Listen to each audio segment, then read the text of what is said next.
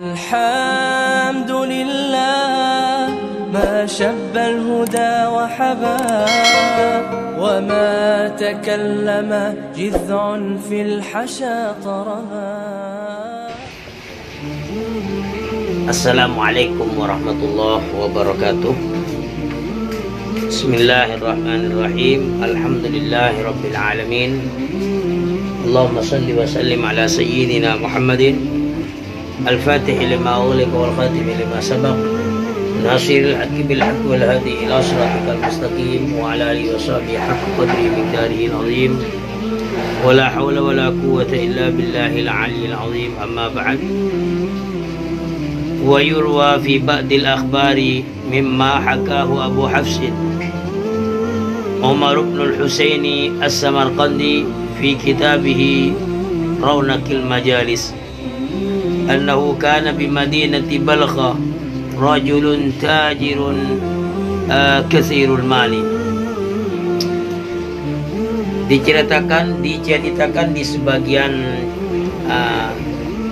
cerita dari apa yang telah dihikayatkan atau diceritakan oleh Abu Hafsin Umar ibn al-Husain as-Samarqandi di dalam kitab beliau Rawnaqil Majalis, bahwasanya di kota Balkha kalau tidak salah ini adalah salah satu kota kuno di Afghanistan.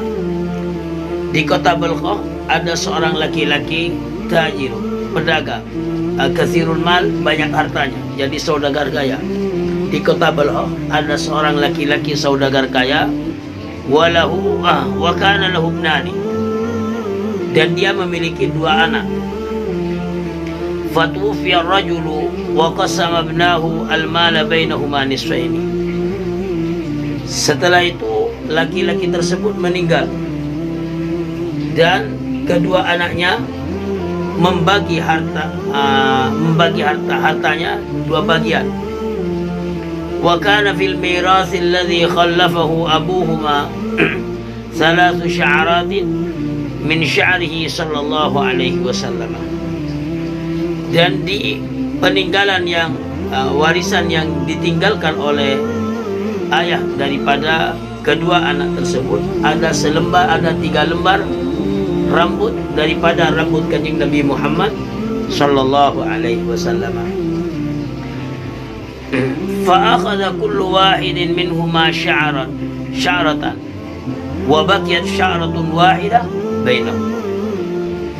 Maka kedua anak tersebut mengambil 3 lembar rambut Kanjeng Nabi Muhammad sallallahu alaihi wasallam, mengambil satu-satu hingga akhirnya wa baqiyat sya'ratun wahidatun bainahum, hingga tersisa satu rambut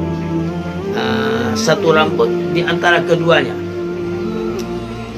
Faqala akbaruhuma, maka berkatalah yang lebih tua dari kedua anak tersebut, naj'alu sya'rata al-baqiyata nisfaini, saya akan membagi sisa rambut ini 2 bagian. Jadi mungkin artinya sebagian untuk kamu, sebagian lagi untuk diriku.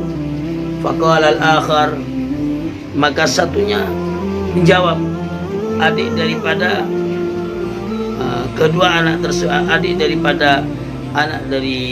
anak tersebut menjawab, la wallah balin nabiyyu sallallahu alaihi wasallam ajallu min an yuqta'a sya'ruhu sallallahu alaihi wasallam. Tidak, demi Allah, Kanjeng Nabi Muhammad sallallahu alaihi wasallam tentu lebih berharga, lebih mulia daripada harus dipotong rambutnya.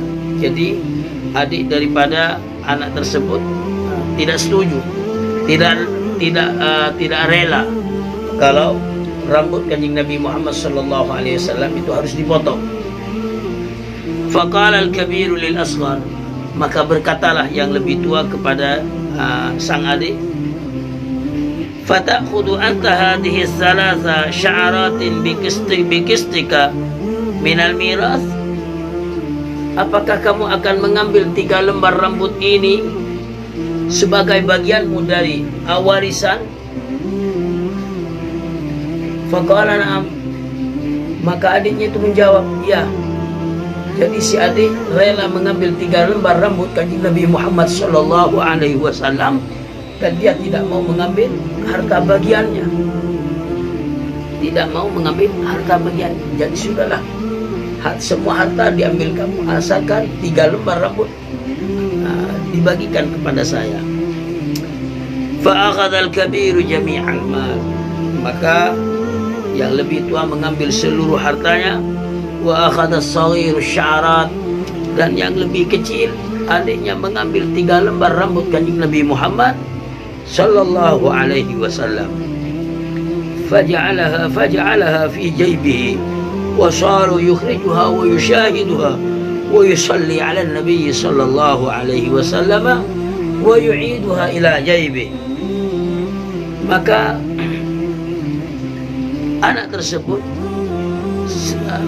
meletakkan 3 lembar rambut tersebut di dalam kantongnya.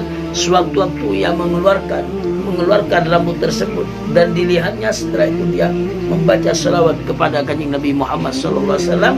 Setelah itu wa yu'iduha ila jaybi, lalu 3 lembar rambut tersebut dikembalikan lagi ke kantongnya.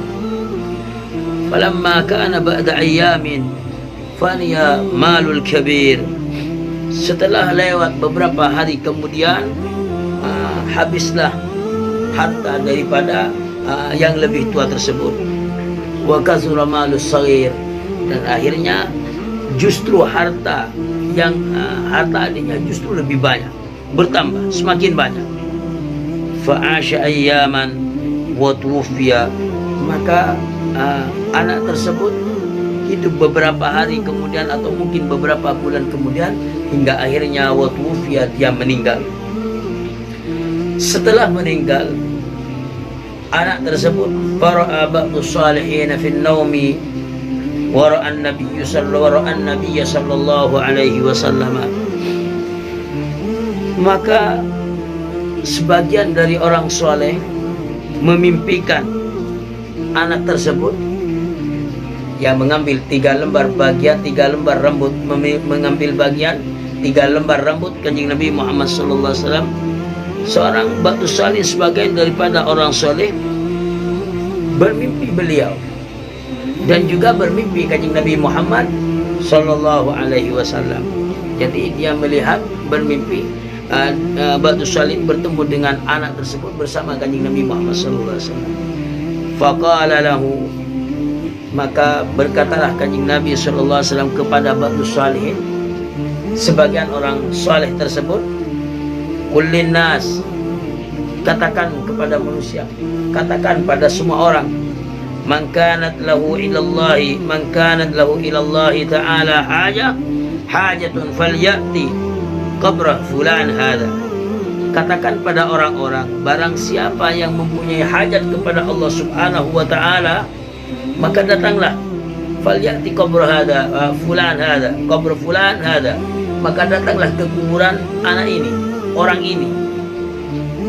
Wa yas'alullaha qada'a hajatihi, dan mintalah kepada Allah subhanahu wa ta'ala hajatnya.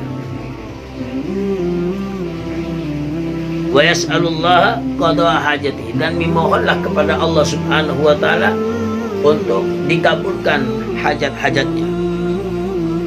Maka setelah itu tentunya oleh ba'du salihin itu diceritakan kepada orang-orang, maka fakanan nasu yaksiduna qabrahu, maka orang-orang datang ke kuburan orang tersebut, anak tersebut, berziarah ke kuburan tersebut, hatta balagha, sampai diceritakan ila anna kullaman abara ala qabrihi raqiban yanzilu wa yamshi rajilan. Bahkan sampai kabar bahwa diceritakan sesungguhnya setiap orang yang melewati kuburan orang tersebut, anak tersebut, kalau ia raqiban, dengan menaiki kendaraan, dia turun dan berjalan kaki semata-mata memuliakan sahibul qabr, memuliakan yang memiliki kuburan tersebut. Saudara-saudara sekalian, cerita ini diceritakan oleh Al-Imam Al-Hafidh Al-Mu'arrikh Ibn Muhammad Al-Mu'arrikh Muhammad Ibn Abdurrahman As-Sakhawi di dalam kitabnya Al-Qawl Al-Badi' fi Salati 'ala Al-Habib Asy-Syafi sallallahu alaihi wasallam. Saudara-saudara sekalian, apa yang bisa kita ambil hikmah atau faidah daripada cerita yang telah saya ceritakan baru tadi, bahwasanya orang tersebut mendapat kemuliaan dari Allah Subhanahu wa taala oleh karena apa? Karena memuliakan Kanjeng Nabi Muhammad sallallahu alaihi wasallam, karena cinta kepada Kanjeng Nabi Muhammad sallallahu alaihi wasallam. Oleh sebab itu, manakala kita ingin menjadi orang yang mulia dan dimuliakan oleh Allah Subhanahu wa taala, marilah kita menjadi hamba-hamba Allah yang cinta kepada Kanjeng Nabi Muhammad sallallahu alaihi wasallam, memuliakan Kanjeng Nabi Muhammad sallallahu alaihi wasallam. Mari kita buktikan kecintaan kita kepada Kanjeng Nabi Muhammad sallallahu alaihi wasallam, yang mana bukti cinta kita kepada Kanjeng Nabi Muhammad sallallahu alaihi wasallam yaitu diantaranya kita ikuti perintah beliau, jauhi apa yang dilarang oleh beliau, cintailah apa yang dicintai oleh beliau, dan muliakanlah apa yang dimuliakan oleh beliau baginda Nabi Muhammad sallallahu alaihi wasallam. Maka insyaallah kita akan dijadikan hamba-hamba Allah yang mulia di dunia, mulia di alam barzakh, juga mulia kelak di akhirat di sisi Allah Subhanahu wa taala. Amin. Wassalamualaikum warahmatullahi wabarakatuh.